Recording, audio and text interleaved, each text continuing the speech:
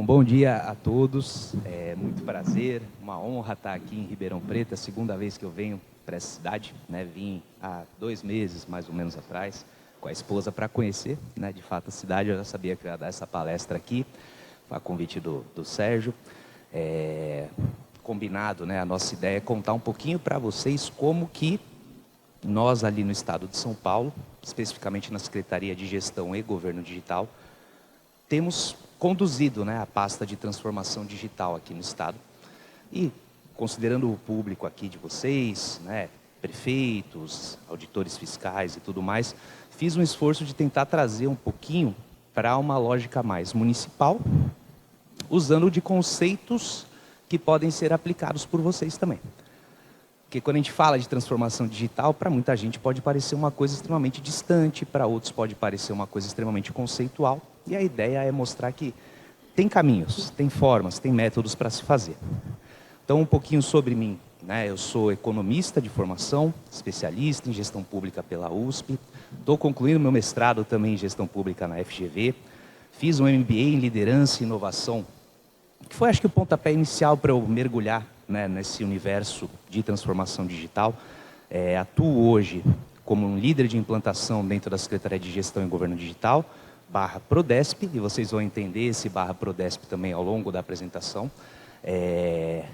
E não trouxe aqui na apresentação, mas é parte também das minhas vidas passadas, né? Eu sou servidor concursado da capital, da Fazenda da capital, então eu tenho um pezinho também nesse universo aqui fiscal. Eu fui diretor de atendimento à distância por lá, fui assessor do secretário Guilherme, à época. Hoje, o Luiz, que é o nosso secretário da capital, era o adjunto. Então, trabalhei ali diretamente no gabinete também e depois fui me aventurar nesse universo de governo digital. Para a gente discutir, que o tema da minha palestra é era de inovação, sempre que a gente fala de eras, é importante a gente contextualizar bem, né, do que a gente está chamando de era. A gente tem uma visão já consolidada na sociedade como um todo sobre a burocracia do Estado, sobre uma possível ineficiência dessa burocracia. Aqui na apresentação fala, né, que a burocracia é a arte de tornar coisas fáceis em coisas difíceis através de pedidos inúteis. Não é bem assim, tá? Mas é importante ter isso em mente quando a gente for falar de transformação digital. Porque muitas vezes, se você não toma cuidado, você só está mudando um pouquinho a forma como o cidadão vai acessar o seu serviço. Ao invés de acessar presencialmente e fisicamente, ele vai ter um meio digital para fazer isso. Mas se você não olha os processos, não olha os fluxos, você está só replicando uma burocracia. Então, há formas de você fazer isso de maneira melhor. A chave disso tudo são os dados, né? Considerando que nós, Estado, governo, temos já muitos dados do cidadão, será que é necessário mesmo que em qualquer serviço que a gente vá pedir, ainda que de forma digital, que o cidadão faça o upload de um documento, coisas do tipo, ou a gente já tem como saber essas informações? Esse é um ponto importante para pensar. Dentro do estudo, né, da administração pública, a administração pública teórica, ela define a administração pública brasileira em 3 fases, né, que são o patrimonialismo, lá no início, burocracia e gerencialismo. Então, não estou nem falando de uma possível 4ª era, que seria a era da inovação, tá? A grande verdade é que a gente, enquanto Estado brasileiro, ainda está preso na fase burocrática. Não concluímos a nossa fase burocrática. Por quê? Porque a burocracia, a burocracia weberiana, né, ela não existe à toa, ela não é um mal. Pelo contrário, ela existe para justamente separar muito bem o que é patrimônio público e o que é patrimônio privado. A era inicial, que é a do patrimonialismo, ela não tinha esses filtros, ou seja, o Estado era só mais um braço de uma parte da sociedade mais rica, mais dominante. A burocracia vem para justamente fazer essa limitação. O principal ponto da burocracia, que está consagrado, inclusive, no nosso artigo 37 da Constituição, é o princípio da impessoalidade, ou seja, o Estado ele tem que prestar o serviço sem olhar a quem. Para isso que existe a burocracia, para isso que existe uma série de documentações e exigências e tudo mais. Mas fato é que até hoje no Estado brasileiro você ainda tem resquícios de patrimonialismo. Então, A gente não pode dizer que concluímos essa etapa. A etapa seguinte, a era desejada do momento, é justamente a do gerencialismo. Ou seja, a partir da emenda constitucional de 97, a gente teve um novo princípio na nossa Constituição, que é o da eficiência. Mas a gente já consegue discutir eficiência se a gente nem superou muito bem a burocracia? Consegue. É o que a gente está fazendo. O ponto é, a eficiência, você avaliar a eficiência e tudo mais, hoje em dia está muito atrelado à sua condição de ter informações, ter dados. E por isso que a tecnologia ela vem como um ponto que muda muito, né, a percepção do cidadão perante o Estado. Um Estado digitalizado, um Estado com soluções tecnológicas acessíveis para o cidadão, ainda que não seja verdade, ele passa uma percepção de que é um Estado mais eficiente. Então, a gente está justamente nesse momento, quando a gente fala de era de inovação, a gente pode chamar de era de gerencialismo, tentando correr para aplicar ela. Vou trazer para vocês, como proposta aqui até da palestra, o que de fato a gente fez nesses últimos 3 anos ali no governo, tá? Como que tudo começou, o que está sendo feito. O Estado de São Paulo, como todos sabem, vinha já há 24 anos sob uma mesma gestão. Chegou a eleição de 22, começamos uma nova era aqui no Estado. Quando isso acontece, também, na teoria da administração pública, a gente tem isso bem determinado, é o que a gente chama de janela de oportunidade, ou seja, você tem um fluxo ali de problemas conhecidos, um fluxo de soluções já desenvolvidas, mas não utilizadas ainda, e um fluxo de vontade política. Quando esses 3 fluxos convergem, você tem uma janela de oportunidade. Geralmente essas janelas, no Poder Executivo, elas acontecem de 4 em 4 anos, quando se tem mudanças, né? Às vezes no mesmo partido, mas um novo gestor já é uma janela, e quando você tem uma mudança mais drástica ainda, é uma baita janela. Então, estamos num contexto de janela de oportunidade aqui no Estado, e foi o momento que foi escolhido para se olhar problemas crônicos que a gente tinha do ponto de vista tecnológico no Estado de São Paulo, que a gente considera ali como são as bases estruturantes do Estado. O Estado de São Paulo, ele tinha problemas graves com relação à gestão de pessoas, porque eram sistemas espalhados, né? Cada secretaria tinha suas próprias formas de controlar os pagamentos dos servidores. A folha de pagamento, ela transitou em algumas secretarias por alguns anos, mas estava na última gestão na Secretaria da Fazenda. A gente ainda tem muitos dados lá em mainframe, que é uma tecnologia mais antiga. E, enfim, tínhamos problemas também, aí não problemas, né, mas escolhas políticas, de termos um sistema próprio de tramitação de processos, que era o São Paulo Sem Papel. A gente tinha o login em São Paulo, que era uma forma própria de São Paulo também de fazer seu login. Enfim, São Paulo era muito isolado do que se discute nacionalmente do ponto de vista aí de transformação digital.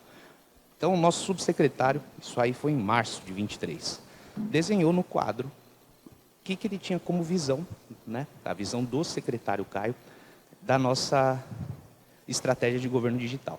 Então, ele separou ali em 2 grandes universos, que é o da porta para fora, ou seja, o Estado se relacionando com o cidadão, e o da porta para dentro, que é o Estado olhando para os seus próprios processos. Eu estou numa dessas caixinhas aí, olhando da porta para dentro, tá? O sistema que eu lidero é um sistema que tem como público os servidores ali do Estado. Primeira grande ação que a gente fez, e isso aqui eu acho que vale e é fácil de ser replicada em qualquer cenário, tá?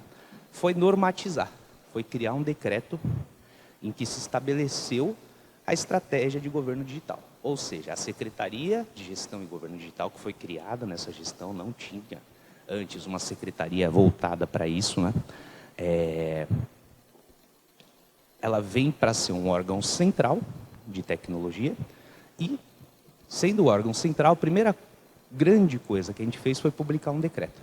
Nesse decreto, a gente estabelece princípios, a gente estabelece objetivos, e isso dá para a secretaria mais força institucional. A gente mostra para o Estado como um todo que, discussões sobre tecnologia, caminhos que o Estado quer percorrer, passam a ser discutidos pela nossa secretaria aqui. Isso é muito importante, isso é muito relevante, isso foi uma virada de chave ali no Estado, certo? Então, passamos a ter, na estrutura administrativa do Estado, uma secretaria que olha para isso. Um outro instrumento que a gente adotou, que está aqui, que é aquele ali chamado PDTIC, que também é replicável, tá, em municípios e tudo mais, é um documento que cada uma das secretarias do Estado preenche e envia para a gente, como órgão central, escrevendo qual é a estratégia que aquela secretaria tem para governo digital, para aquisição de tecnologia e tudo mais. Como é que funciona? A Secretaria de Esportes do Estado preenche o PDTIC deles, dizendo, ó, esse ano, ou nesses próximos 4 anos, nossa estratégia é apostar em inteligência artificial. É ter mais 1000 computadores. É ter nuvem. Eles colocam lá a lista deles de coisas que são estratégicas na visão deles. Só que isso vem para o nosso órgão central, que tem uma outra figura ali chamada COETIC, que é o Conselho de TI. E o nosso órgão central avalia essa estratégia que a secretaria está propondo e faz recomendações e faz vetos também. Fala, ó, vocês não vão contratar essa solução de nuvem, porque o Estado, através da secretaria aqui, já tem essa aqui. E vocês vão passar a usar essa aqui. Então, é uma forma, né, de pensar a administração de tecnologia de forma centralizada. É assim que a gente tem feito no Estado. Uma vez por ano, essas secretarias vão lá e reiteram os seus PDTICs, fazem os ajustes e tudo mais. E ao longo do ano, várias e várias vezes, sempre que surge uma necessidade, eles submetem esses pedidos de compras e o Conselho avalia. Então, é algo factível, algo fácil de implantar. Dentro dos principais princípios que a gente tem, né, na nossa estratégia de governo digital, vou só focar aqui para vocês em 2 deles, que é o princípio da automação. Quando a gente fala de eficiência, é importante falar de automação, porque especialmente vocês que estão acostumados a lidar, né, com essa parte de finanças, tributos, tem muita tarefa que é repetitiva, tem muita tarefa que é ficar abrindo planilhas, inserindo cálculo e tudo mais. Há formas de você automatizar isso, né? Aí vai ter muito mais a ver com a solução tecnológica que você vai adotar. Mas aqui no estado de São Paulo, a gente tem ido por esse caminho, tá? A gente olha para atividades que são volumosas e repetitivas e busca soluções para torná-las automatizadas. Com poucos cliques você consegue executar a tarefa. E a outra, que é a principal estratégia nossa do estado de São Paulo, é a interoperabilidade. O que é isso? É a forma como a gente tem de dar escala para a transformação digital. A partir da lógica de você construir e desenvolver soluções apenas uma vez. E essas soluções serem reaproveitadas depois em outros contextos, em outros sistemas, a partir do uso da interoperabilidade. Aí, para não ficar no techniquez, tá? Mas é o que a gente chama de API hoje em dia. Então, a gente constrói soluções APIs que passam num barramento único, que eu vou falar um pouquinho mais na frente. E, quando você faz esse esforço de desenvolver essa API, depois que ela está lá exposta no barramento único, qualquer outra secretaria, ou melhor, qualquer outro município, qualquer outro estado, pode utilizar, porque ela está pública. E isso é muito importante, isso é muito legal. Lembrando, aqui a gente não está inventando a roda, tá? A transformação digital do estado de São Paulo, ela é muito, muito, muito baseada. Até mesmo a equipe que veio para trabalhar com isso é uma equipe que veio lá de Brasília, da gestão anterior de lá, no modelo federal. Então, muito do que vocês vão ver aqui são coisas que já estão em vigor, né, no governo federal, no ecossistema do GovBR. O barramento é um deles. Resumindo, tá, os maiores objetivos que temos e os princípios que a gente tem na nossa estratégia de governo digital, eu traria para vocês esses 3 pontos, que é ter foco no cidadão, independente de estarmos falando de desenvolvimentos internos, para sistemas e processos internos, a gente sempre tenta trazer, tá? Princípios de usabilidade, princípios de... e se o nosso público for o cidadão lá na ponta, como que seria legal que o nosso sistema se comportasse? Porque isso deixa mais fácil e mais amigável, né, a jornada para o próprio servidor, enfim. Integração, que tem muito a ver com interoperabilidade, essa ideia de você criar escala dos desenvolvimentos nas coisas que vocês fazem. E data-driven, que é você construir um ecossistema que permita que a alta gestão tome decisões baseadas em dados. Que parece simples, mas não é, né? Para você... Nós lá no estado temos, né, que a gente chama de gabinete digital, que quem tem acesso é o governador Tarcísio, e é um grande BI, só que é um BI em tempo real, bem acurado, e foi bem complexo para fazer, tá?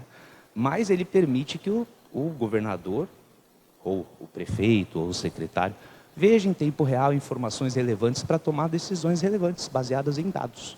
Prefiro fazer uma ação no bairro X do que no bairro Y, porque no bairro X tem mais gente, por exemplo, ou tem mais problema, coisas do tipo. Então, é o que a gente chama de data-driven. Outra coisa que foi implantada na nossa gestão, que é de fácil replicação depois, foi essa estratégia chamada estratégia de 3 caixas da inovação. É uma estratégia de um professor indiano, daqui onde eu estou não consigo ler o nome dele, tá? Estou sem meu óculos. Mas basicamente consiste no seguinte: você separar, até mesmo fisicamente, tá, a sua equipe, em 3 caixinhas: caixinha do presente, caixinha do passado, caixinha do futuro. Essa estratégia ela é consolidada no mercado privado, mas aqui no estado de São Paulo a gente implantou. Inclusive, esse case aqui foi premiado em alguns cenários aqui do país, porque ele, de fato, faz muito sentido e é muito fácil de implantar. Você separa uma parte da sua equipe para olhar só o passado. No nosso universo público, seria a galera que fica ali olhando contratos, olhando leis antigas, normativos e tudo mais.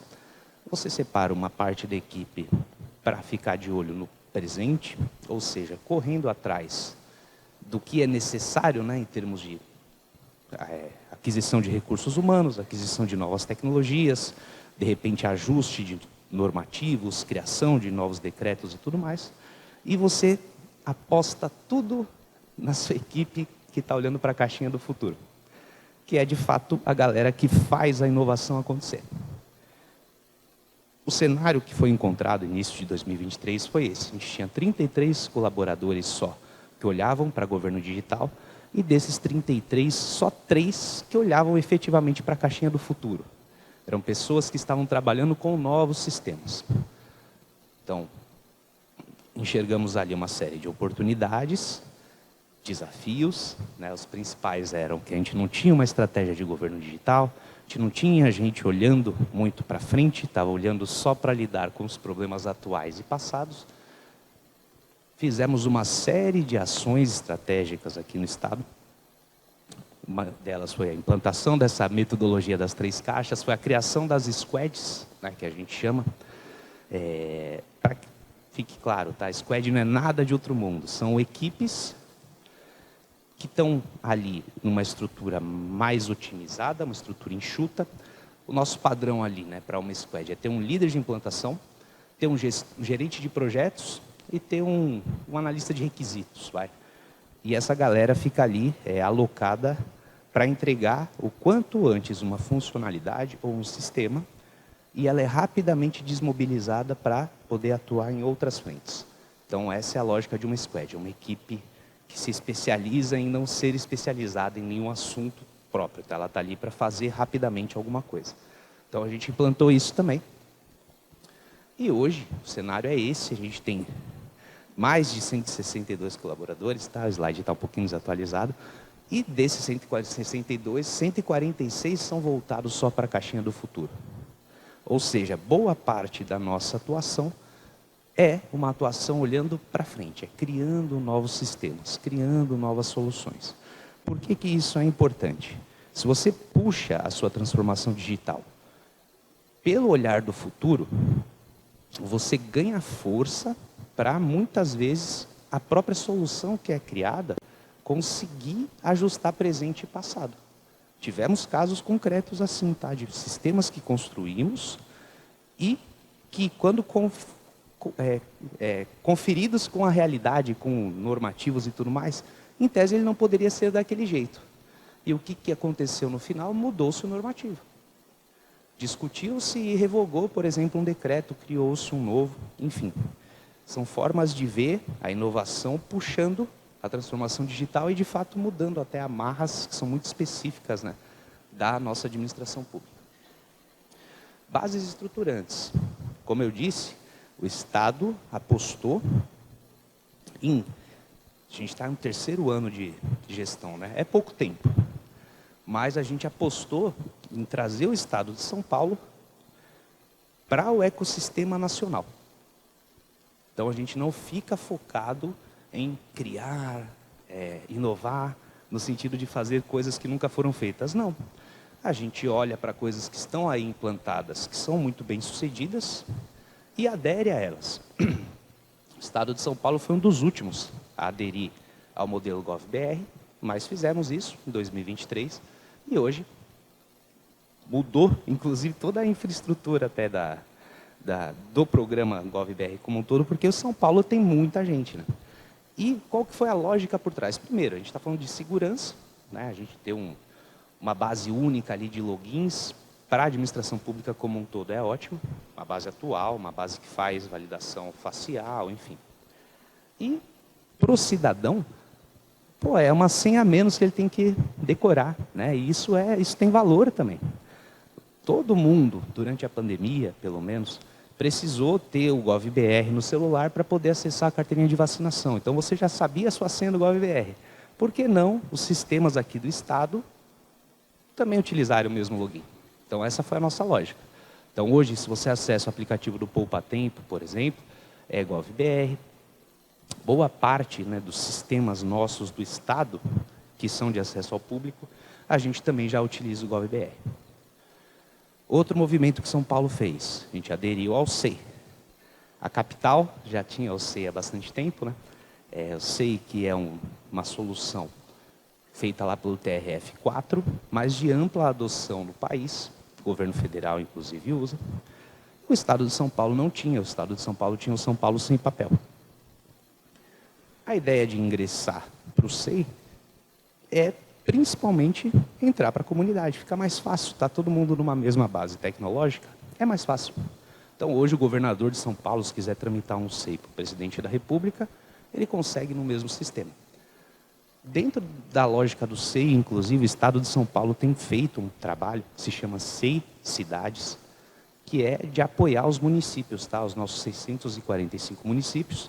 Os que querem aderir, procuram ali a Prodesp, fazem um terminho e recebem também toda a implantação, o treinamento do SEI para adotar o SEI.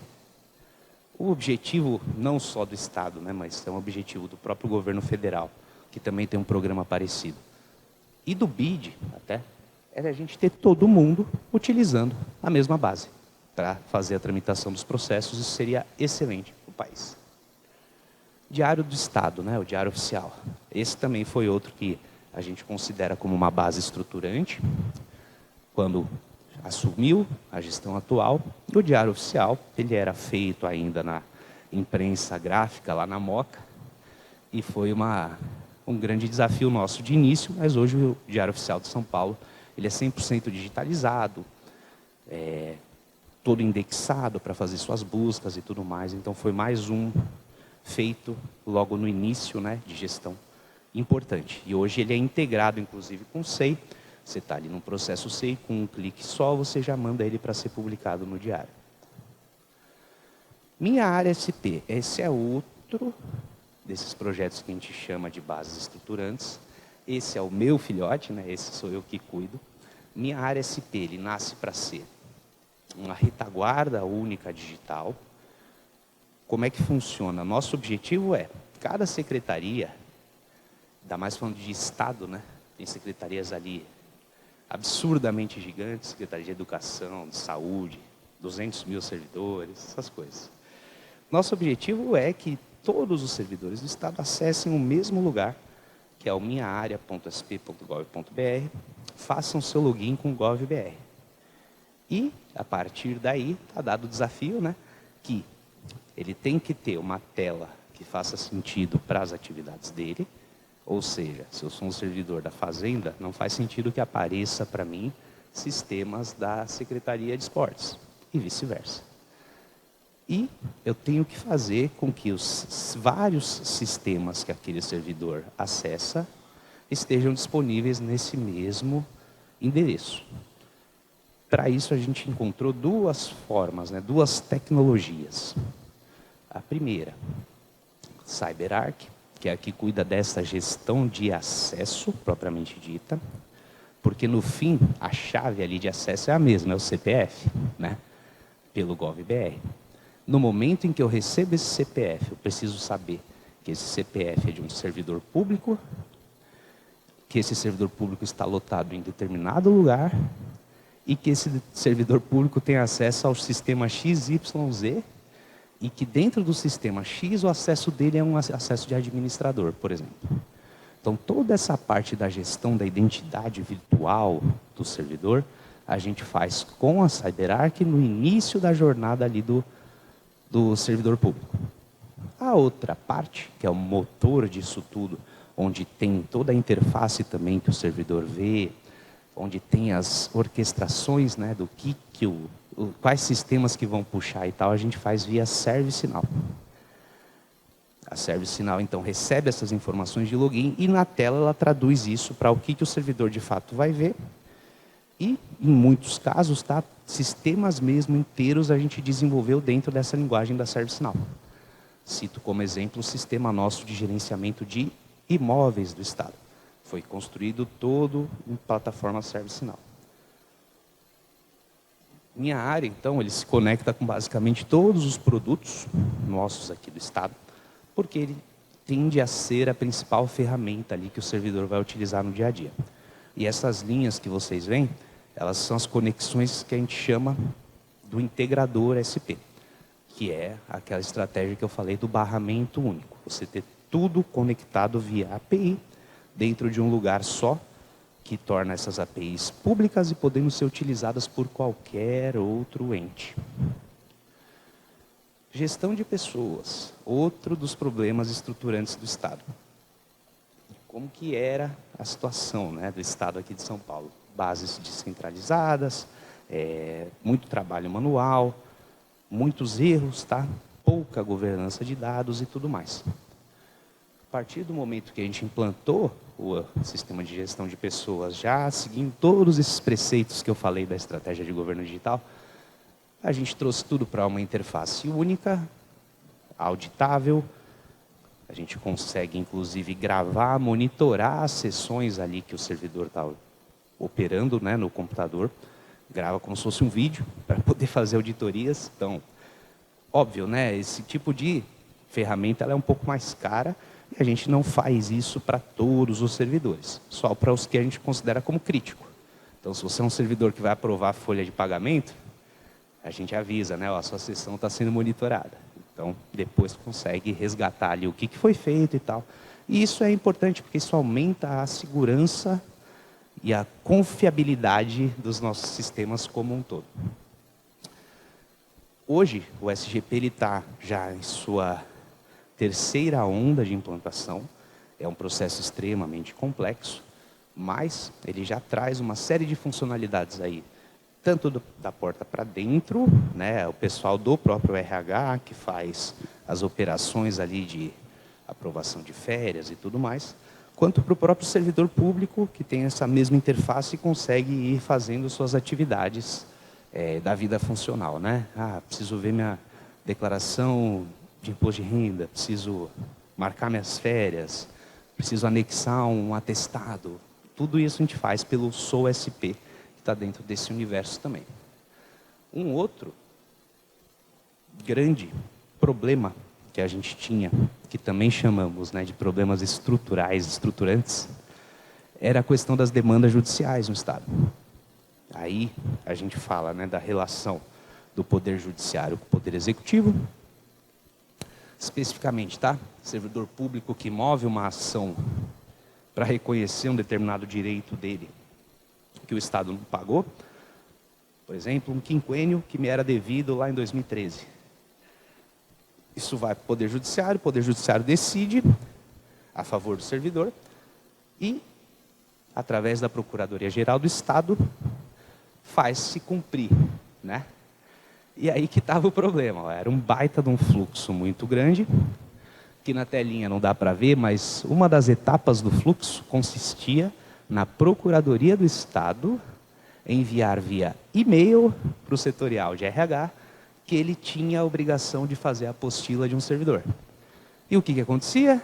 Esses e-mails muitas vezes se perdiam, o servidor que era responsável por responder aquele e-mail aposentou, se mudou, e etc. E um processo que deveria ser apostilado para cumprir um prazo judicial, num prazo de 90 dias, levava 5, 10 anos para ser visto. E uma causa que era para ser paga de 50 mil reais para o servidor, virava 600 mil, 1 milhão. Isso representa no orçamento do Estado 8 bi por ano, contencioso administrativo. Então, se tornou um problema estruturante para a gente também. E atuamos e atacamos ele através do sistema de gestão de pessoas em minha área. A gente reduziu aquele fluxo inteiro para um fluxo muito mais simples, utilizando essas APIs que a gente fala. E basicamente funciona assim: o Poder Judiciário aciona a Procuradoria através de uma API, que é o Atos. A Procuradoria aciona o Minha Área através de uma API. Essa API identifica o CPF do servidor, que está lá na decisão judicial, já distribui para o setorial de RH, tudo registrado no sistema. O setorial de RH recebe dentro do sistema, não é mais por e-mail, avalia, está tudo certo, com um clique só, publica no Diário Oficial. E aí um processo que poderia se perder, um processo que levava anos, hoje em dia tem sido feito 10 dias, no máximo. A expectativa ainda é cedo, né, para ver os resultados macro, que isso foi implantado agora, nesse exato momento, na verdade. A gente está em implantação com a Secretaria de Saúde e Educação, que são as duas maiores. Essa é a parte real do meu dia a dia, tá? Todo dia das 9 às 9h30 é agenda com a Procuradoria para tratar desse projeto. Mas a nossa expectativa é no final desse ano, e principalmente no ano que vem, a gente ver os resultados dessas ações em números também. Ver o quanto a gente conseguiu economizar para o Estado de São Paulo, trazendo mais celeridade para um processo que tem tudo a ver com eficiência. Ou melhor, com ineficiência. A ineficiência do Estado custa caro. Muito caro. Falando especificamente do integrador, tá? Que é a ponte disso tudo. E por que isso é importante? Até para contextos municipais, tá? Já existe esse integrador no governo federal, que todo município pode utilizar, e tem agora no Estado também. Então, para todos vocês também que precisem utilizar, é só acessar integrador SP.gov.br, selecionar lá a API que vocês precisam, conversar com a equipe técnica e vocês recebem as instruções de como se implanta, tá? Aqui para o Estado, acho que a mais relevante aí que a gente vai ter é o Detran. Ou seja, vamos pensar aqui num caso real de município, né? Alguma taxa, alguma coisa que para vocês é importante ter informação da placa do carro ali do cidadão. A partir de uma API que tem pública no integrador, vocês conseguem colocar num formulário eletrônico, tá? Para o cidadão aqui de Ribeirão Preto preencher, para ele digitar a placa dele, e a partir do momento desse input da placa dele, essa API dentro do integrador vai lá na base do Detran e traz para você as informações do Renavan, do Renache, enfim. Tudo isso gratuito, pronto, disponível, tá? Por isso que eu falei que, dentre toda a nossa estratégia de governo digital, a principal é essa, a interoperabilidade. Tudo que a gente vai desenvolvendo lá se torna utilizável e escalável depois por outros usuários, por outros sistemas, outros contextos. Resumo. Trouxe aqui, acho que as principais perguntas, né, que podem existir para servidores municipais, pessoal da área fiscal e tudo mais. É muito caro? Não necessariamente, gente. Vai muito mais de como você quer abordar a transformação digital. No estado de São Paulo, óbvio, as duas tecnologias que eu falei, ServiceNow e CyberArk, são tecnologias caras. São líderes no quadrante Gartner. O estado de São Paulo tem muito dinheiro. aplicou nisso aí. Mas não é necessariamente ela a chave da mudança, tá? A principal mudança, do meu ponto de vista, inclusive de quem está junto disso desde o início, é você trazer um normativo, você trazer uma estratégia de governo digital publicizada, definir uma área central dentro da sua estrutura para discutir governo digital.